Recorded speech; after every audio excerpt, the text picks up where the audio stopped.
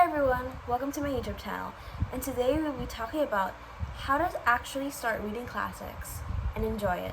So if you're reluctant about reading classics, this video is perfect for you, and I will be explaining how to actually enjoy it because so many people stop reading classics because they find it boring, and yeah, this video is for you. You're probably wondering, what is a classic book? Classic novels are old pieces of literature that stood the test of time. Despite its age, it still remains relevant to modern day readers. So for me, there's so many books, classic books out there that despite its age, I think that the themes of it still remains modern. Yes, of course, there'll be some parts in classic literature that ages badly, but I think that's the beauty of it because despite as years go by, classic books still remain famous and still remain important to us modern day readers. So now I'll be giving you recommendations of what classic book you should read based on your favorite genre. So let's start with the feminist novels. This is Little Women by Louisa May Alcott. So you're probably wondering, isn't Little Women a long book?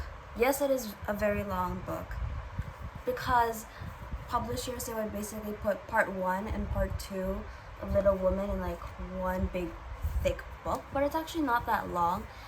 Basically, what publishers would usually do, part 1, it would be the first book, Little Women, and then the sequel, Good Wives, will be the second part of the book. But basically, yeah.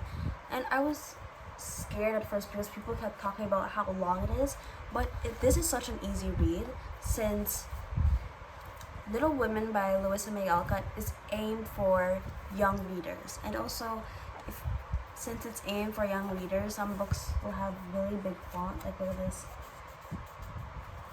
So yeah, it's aimed for like children, which makes Little Women such an easy read.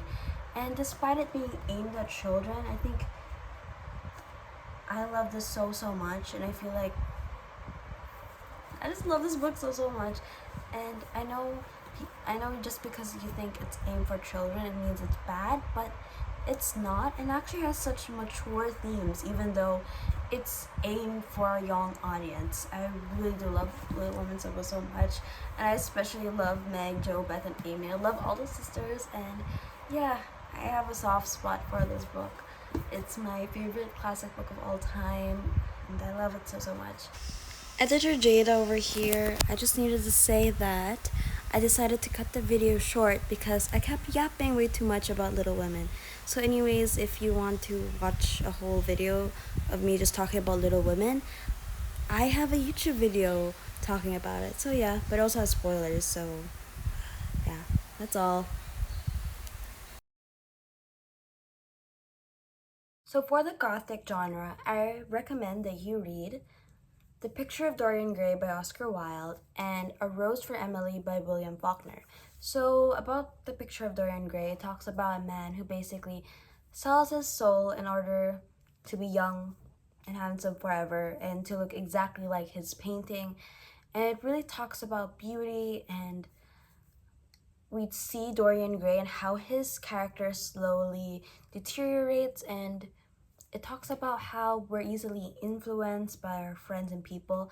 And I think I really love the book so much. I think it is one of the most important books you have ever read, and I love it so much. And it made me love Gothic classics, which is why I started reading more Gothic classics. And I also recommend A Rose for Emily by William Faulkner because it's such a short read, and it was recommended by my friend. It's a really short read, and yeah, it also has a plot twist at the end. So yeah, that's why I like it so much. And it talks about delusion too. I just love the Gothic genre, and one day I'm hoping to make a YouTube video just talking about the Gothic genre. So the next genre, this isn't a genre though. It's more of like a trope, and it is Unrequited Love. And for that, I recommend White Nights by Fyodor Dostoevsky. Finally, I can finally pronounce his last name.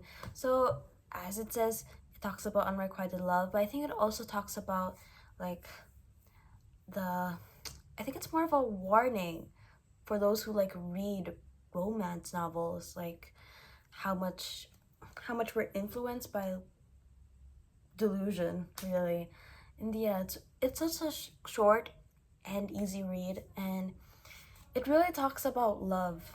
And I think it's given me like a different perspective about love, and it's a very relatable book for me. Ouch.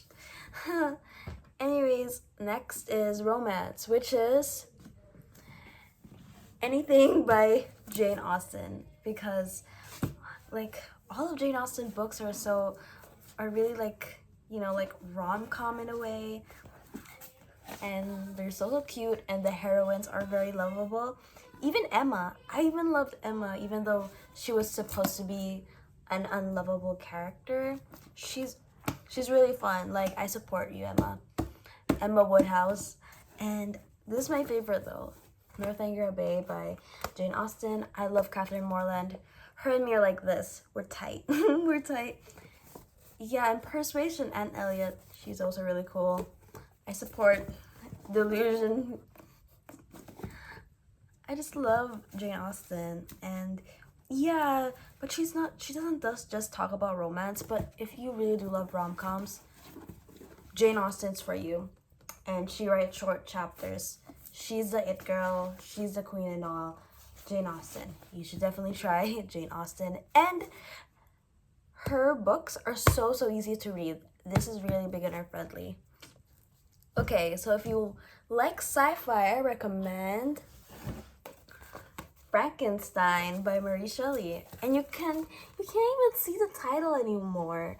I mean, this is a cheap book, so I won't complain, but the title is like slowly fading. I think if in the future I may not even see the title at this point. You can only see the Frank, but you can see here just that's fine. Frankenstein by Mary Shelley. It's such an easy read, and it's actually where the Frankenstein whole monster originally come from. But actually, Frankenstein is the scientist, not the monster. So yeah, it talks about nature versus nurture, and I think it really expanded my view about how we perceive things. And yeah, it's a really good book, and I really do relate to the monster a lot. So yeah, I highly recommend this book, especially if you love sci-fi. Mary Shelley pioneered sci-fi. And if you like books that talk about mental health, I recommend Metamorphosis by Franz Kafka and The Yellow Wallpaper by Charlotte Perkins Gilman. So Metamorphosis by Franz Kafka basically talks about a man called Gregor Samsa. And he woke up and suddenly, what? He's a cockroach. And then the first thing he said was like, I need to go to work. But obviously it's a metaphor for depression. And we see how his family treats him. And it's so depressing to see how his family, treats Gregor Samsa. And I think it's a perfect representation of depression. And after this, we talk about The Yellow Wallpaper by Charlotte Perkins Gilman. And so it talks about a girl who's she's basically in this yellow wallpaper, and how we see how her mental health deteriorates. And I think it talks about how women, especially during that time, weren't really, people don't really listen to them. And I think it was also inspired by Charlotte Perkins Gilman, real life diagnosis. And I think it is also considered a gothic literature, which is what I love so much about it. But it's such an easy read, but also very impactful in a way. And I love how it discusses mental health, and how women at that time, especially if you're dealing with those type of issues, are treated differently. And yeah, I really love that book so much.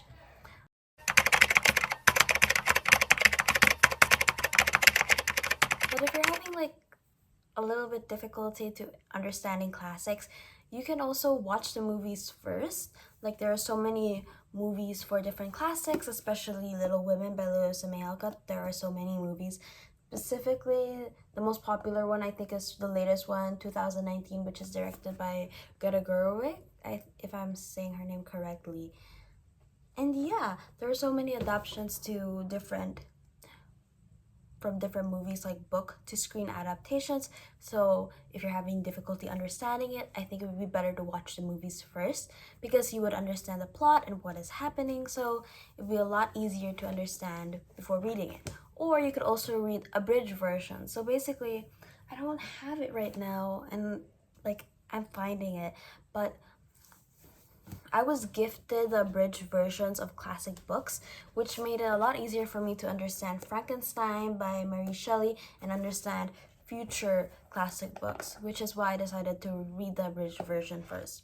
Because first off, it was gifted, and second, it given me a huge leverage to understand the books. But you can also not if you don't want to. But yeah, but as long as you read the full version, because reading the abridged version is way more different than reading the full version. I don't like this book anymore, and I decide I'm going to unhaul this because it doesn't serve its purpose, and I didn't find it enjoyable, and I won't force myself to read stories that I don't like because it's just a waste of time. You wouldn't like every single book that you've touched, and that's okay. You wouldn't like every single book at all, and that's completely fine. You don't need to enjoy every single classic literature that exists. If you don't like it, it's fine. And I know it's like difficult to say, especially when it comes to classic literature, because when you say that you don't like that classic book, people will be like, you just read it wrong, or you don't understand, or you're not smart enough, that's why you don't like it. But to be honest, we all have our own taste, and that is okay. If you don't like it, DNF it. And I know it's difficult, but it's better you do that than waste your time.